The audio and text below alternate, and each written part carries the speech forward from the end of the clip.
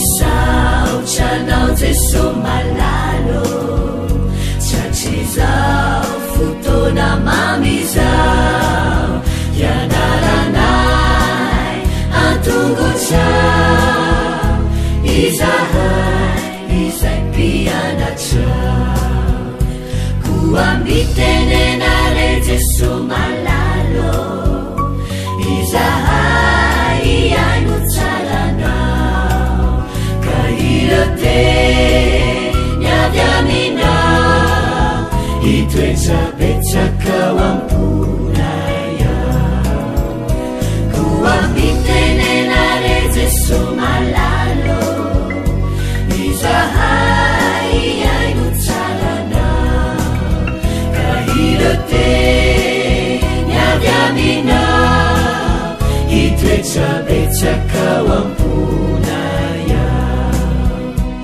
irote niavy aminao itoetsapetsakao amponaya.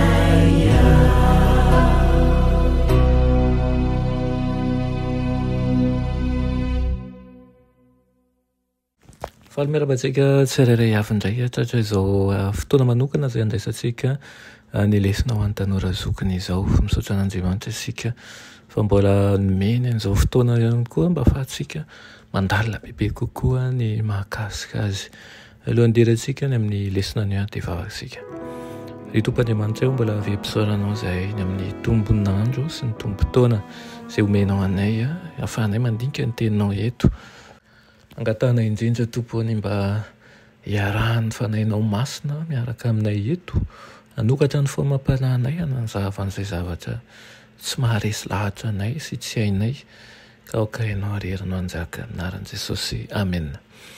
Lohateny lesonantsika androany dia manao hoe mitoetra ao amin'ny fitiavany. Ny fikambanan'ny sampana amin'ny voaloboka hoy izy dia mampiseho ny firaisana tokony itohizanareo amiko atsofoka ao amin'ny voaloboka velona ny masonkazo toy ny manao ohatran'ireny grefy ireny zany dia rehefa avy eo dia mitombo ao amin'ny foto-boaloboka zany.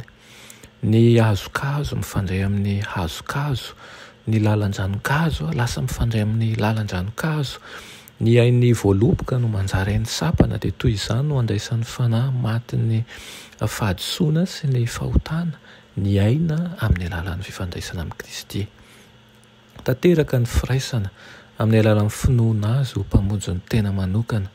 Ampiraisin'ny mpanota amin'ny herin'i Kristy ny fahalemeny amin'ny fahafenoan'i Kristy ny fahampangany.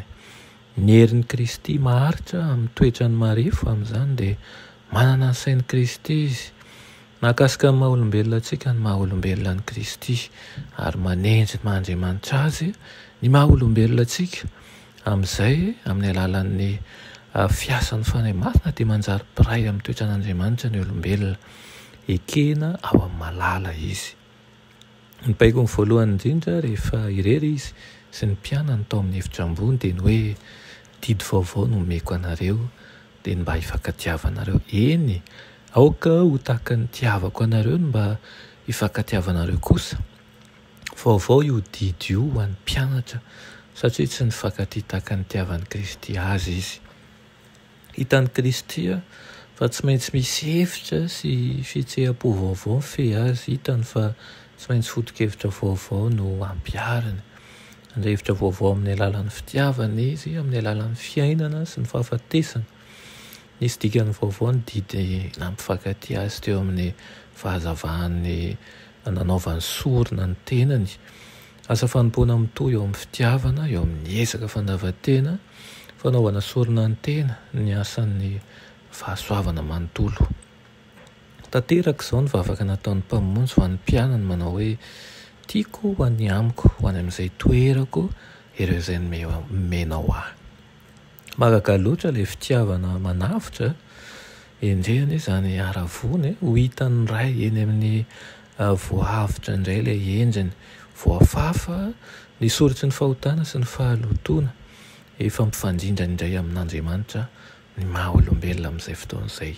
Dia tanteraka ilay fanirian'ny tompo ilay hoe ho amiko ray amiko izy ireny ozy izy ary tena tiany Kristy tsy konetsika satria no ariany tahaka ny endriny a nomeny fofinaina avy aminy a ny kolokoloiny a zany hoe avy aminy ary raha miverina ho aminy avy aminy dia fanirianindrindra izany akanesika mba ho ao anatin'ny fanantenana mandrakariva ka tsy hanatahotra tsy alahelo ary tsy ho tamanana amin'izay fiainana izao satria tsara lavitra ilay homan'ny tompo atsika amen.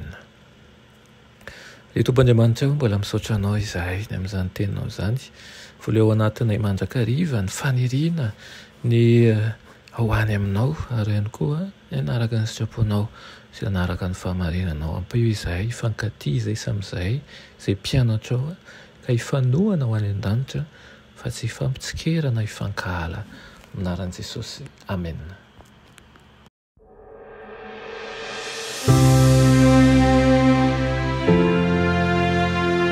Mianatra eo an-tongotry Jesosy isan'andro.